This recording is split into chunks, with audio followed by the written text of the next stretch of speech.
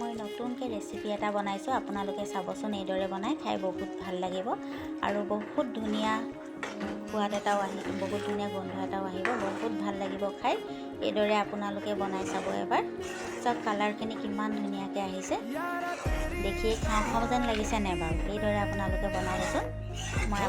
মইনো কেনেদৰে বনাইছোঁ তাৰে পদ্ধতিটো মই আপোনালোকক দেখুৱাম। নমস্কাৰ, মোৰ নতুন এটা ভিডিঅ'লৈ আপোনালোকক স্বাগতম জনালোঁ। এইখন মই কেৰাহীখনত অলপ মগু দাইল ভাজি লৈছোঁ। মগু দাইলখিনি মই ধোৱা নাই, কিন্তু এইদৰে মই ভাজি লৈছোঁ। আপোনালোকে চাওক, মই ভিডিঅ'টো আপোনালোকক দেখাই গৈ আছোঁ। অলপো স্কিপ নকৰাকৈ চাব, নহ'লে বুজি নাপাব মই কেনেদৰেনো বনাইছোঁ। তাৰপিছত মই ভজা হৈয়ে গৈছে, অলপ ৰঙা নিচিনা হ'লে মানে দাইলখিনি নমাই দিব। দাইলখিনি ভজা হৈছেই।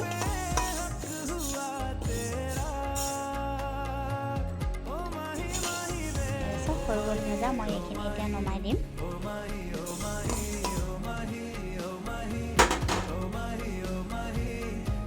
এইখিনি মই নমাই ল'লোঁ বাতি এটাত। এইখিনি যিহেতু অলপ পানী দি তিয়াই থ'ব লাগিব অলপ সময়, মই বেছি সময় নিতিয়াওঁ, অকণমান সময় তিয়াই থ'ম। ইয়াতে মই অলপ ঠাণ্ডা পানী দি দিছোঁ, দি পেলাই 1 ঘণ্টামান তিয়াই ৰাখিম। এইখিনি মই তিয়াই থৈ দিছোঁ। আপোনালোকেও এইদৰে বনাই খাবচোন, কেতিয়াবা খাই ভাল লাগিব। আৰু মোৰ ভিডিঅ'বিলাক চাই আপোনালোকে কেনেকুৱা পায় মোক জনাব।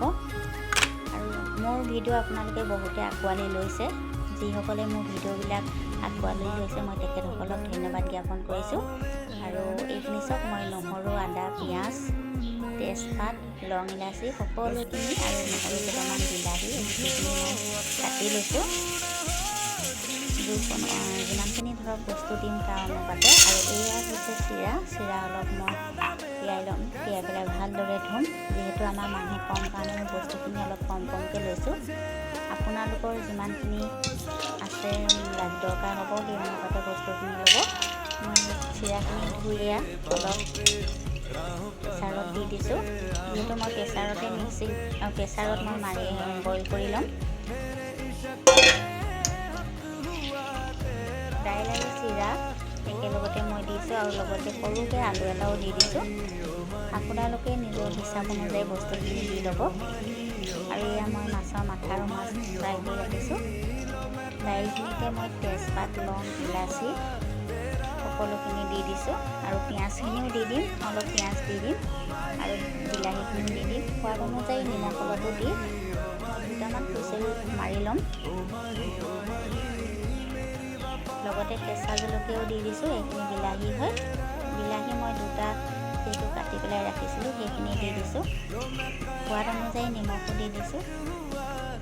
আৰু অলপ পানী দি পেলাই মই সেইখিনি বইল কৰিম। আপোনালোকে যিহেতু পদ্ধতিটো স্কিপ নকৰাকৈ চাব, নহ'লে বুজি নাপাব মই কেনেদৰে বনাইছোঁ। এইখিনি হৈছে মিক্স চব্জি, মৰাই ল'লোঁ। এইখিনি বইল হৈ গ'ল। ইয়াতে লং, ইলাচি মই সকলোখিনি দি দিছিলোঁ। কেৰাহীত অলপ মিঠাতেল দি দিছোঁ।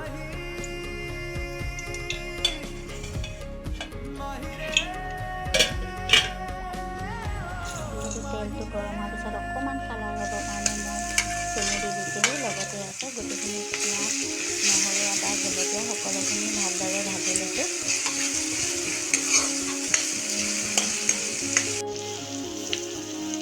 আৰু হালধিও দি দিছোঁ।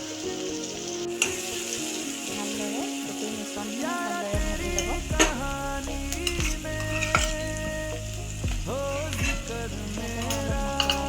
আৰু লগত শুকান জলকীয়াও পেষ্ট কৰি ৰখা হৈছিলে কালাৰটো আহিবৰ কাৰণে।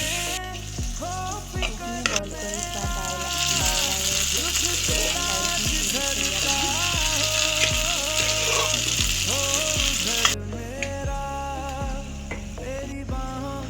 গোটেইখিনি লৰোৱাৰ পিছত মাছৰ মাথাকেইটা দি দিছোঁ। দি পেলাই ভালদৰে মিক্স কৰি দিছোঁ গোটেই বস্তুখিনি। আৰু অলপ গৰম পানী দি দিছোঁ। গৰম পানীখিনি দিয়াৰ পিছত ভালদৰে লৰাব লাগিব।